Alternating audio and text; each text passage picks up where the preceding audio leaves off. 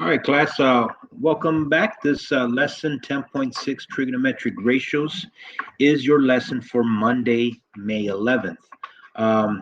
Please remember to wish your moms a happy Mother's Day, and let's begin with the lesson. All right, so today we're going to be taking a look at just simply the trigonometric ratios purpose. Now, it states here that when you find all of the unknown measures of the sides and angles of a right triangle, you are solving the triangle. So when I ask you to solve the triangle, I'm basically asking you to make sure that you know all of the unknown measurements, whether it be the sides or the angles. Now, each question will be different. Some of them will ask you to find two of the angles. Some of them will ask you to find two of the sides or one of the sides. So when I ask you to solve the triangle, I want you to find all of the unknown measurements. Okay? Now it states here, you can find the missing measurements of a right triangle if you know the measure of two sides of the triangle, or the measurement of one side and the measure of one acute angle. Now the reason why they call it an acute angle is because acute means that it is going to be less than 90 degrees. Now within a triangle, like let's say this one right here, we know the measurement of one of them, which is going to be that little box there, which is 90 degrees all the time. It will always be 90 degrees. If you have that little box, that indicates that it is a right triangle and that measurement is equal to 90. So, since all triangles have a total measurement of 180, that means if I subtract this angle, I only have 90 degrees left for the remainder of these two angles, angle B and angle A. Now, if an angle is less than 90, it is called an acute angle. So basically, you have two acute angles. Angle A is going to be acute, angle B is going to be acute. Okay, now let's continue. Right over here in step number 1, they're asking you to find the measure of angle B. Now it states, like I just said, that the sum of the measures is equal to 180. And you can see that you take the 180, you subtract the 90, and then you add the 38. But the 38, you're going to add it to the 90. So that basically you're going to subtract the 90 and you're going to subtract the 38. Okay? So in parentheses, you're basically adding the 90 and 38 so that you can later subtract the full amount. So this becomes 180 minus 128. And your answer is 52. Okay? So then the measure of angle B is 52 degrees. And you can see that this is less than 90. The 38 is less than 90. Therefore, they are both acute angles. The definition of the word acute is that it will be less than 90 degrees. All right, now let's continue with step number 2. In step number 2, they are saying that you can find the measurements of segment AB. Now, segment AB is basically that little C. That C. That says, because you are given the measure of the side adjacent to angle A and are finding the measure of the hypotenuse, you should use the cosine ratio. Now, they're saying to use the cosine ratio because the information that you have is the adjacent side and you have the hypotenuse side. Now, if we recall from previous lessons, when we were talking about SOHCAHTOA,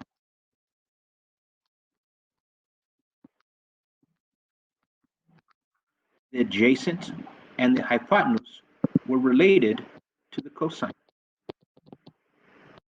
So they're suggesting that because you have the adjacent and you have the hypotenuse, that you should use the cosine ratio. All right. So you can see here that if we say the cosine of 38 degrees, because that would be angle A, is equal to 13 over C, because we use the adjacent side and we use the hypotenuse. So 13 divided by C is going to be the definition of your cosine. Then what we have to do is basically solve this. So what they are doing is they're multiplying both sides by c. That allows this c to cancel there. And that's why you have c times the cosine of 38 equals 13. Then you want the c by itself, so you have to divide on this side by the cosine of 38, and divide on the other side by the cosine of 38. This will allow you to get this as your equation. You can put that exactly like it's written in your calculators.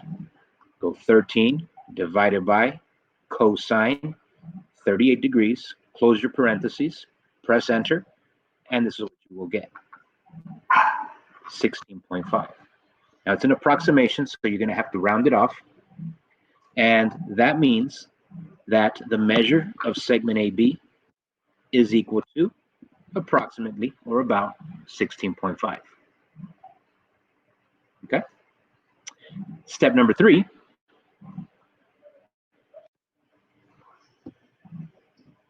says to find the measure of segment BC.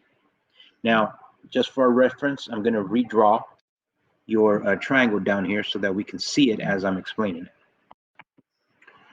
Okay, so now we see the triangle. Now it says here, find the measure of segment BC. So what we're looking for is we're looking for this side over here, BC, which is basically my little a. Okay. Now it says because you're given the measure of the sides of the adjacent to the angle A, the 13, and are given the measure of the side, or are looking for the side opposite of angle A, then we need to use the tangent ratio. Now again, remember, SOHCAHTOA. So we have the opposite information. That's what we're looking for. And we are going to be using the adjacent information. So the opposite of angle A, so basically, remember, draw that little stick figure guy, put him right there. And from here, the opposite would be this little a, right over here. And the adjacent would be the 13. So your ratio will be a divided by 13. And then you can go ahead and solve it. Again, what you would do here is multiply by 13 to get it that the a is by itself. The 13s will cancel. You'll have the a by itself.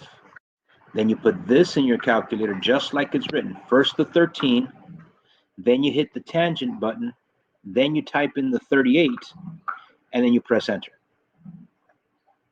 And you'll get your approximate value of 10.2. Now again, you have to round off to get to that 10.2. Okay? I hope this helps. This explanation helps. We're about to start some of the exercises. Here we go. So if I was to follow the steps that were demonstrated just up above, the first step is to find the measurement of angle B. So that means that I'm going to take the measurement of 90 degrees. I'm going to add the 30 degrees that's demonstrated for angle A. And whatever I get there, I'm going to subtract from 180. So this is going to be 180 minus 120, and that will equal 60. So angle B is equal to 60. Okay. Then as I continue the process here, the next bit of information that I'm missing would be the side CA or side BC, which is the little a or the little b. So I try to take a look at which ratios I can use. So let's just say that I wanted to find, let's say, A first. So to find A, the information that I have is, let's say, angle A, right? So I try to take a look at, if I want the A would be the opposite. And what I do have here is the hypotenuse. So if I have the opposite and I have the hypotenuse, and I refer back to SOHCAHTOA, then that means that I'm going to have to use the sine ratio. So sine of 30 degrees is equal to the opposite, which is A, over the hypotenuse of 9. And now if I wanted to solve this, well, I want to get the a by itself, so I have to get rid of the 9. So I begin by multiplying both sides by 9, and that would leave me with 9 times sine of 30, and that's equal to a, because when I'm dividing by a and I multiply by a, they cancel. So then when I plug that into my calculator, I get the actual value of a, and I'll let you guys do that. You guys check that on your calculators. The next part that's missing is the little b. So that's what I'm looking for now. So I'm looking for the little b value. Now, as I take a look at that and I stand again on the a, angle a, the information that I have is the adjacent over the hypotenuse. So this time I'm going to use the adjacent over the hypotenuse. And well, that happens to be my cosine ratio. So this time I go with the cosine of 30 equals the adjacent, the little b, over 9, which is my hypotenuse. And then I go ahead and solve for the b by multiplying on both sides by 9. And then what you end up getting, well, on this side, you get 9 times the cosine of 30 equals b. And remember, this cancels out right there. Okay? So you then go ahead and plug that into your calculators, and you get the answer. Okay. Wait, you guys want the answers? All right, I'll give you the answers. All right, so little a is actually 4.5, and the little b is 7.8. Now, what you need to do in order to solve number 2 and number 3, and I'll let you guys do that on your own, is follow step number 1, which again is to find out the measurement of the missing angle. Then find out the measurement of either B or C in this case. And on number 3, again, step number 1, find the measurement of the missing angle, and then find the measurements of B or C. Okay? All right, good luck, and see you guys on Tuesday.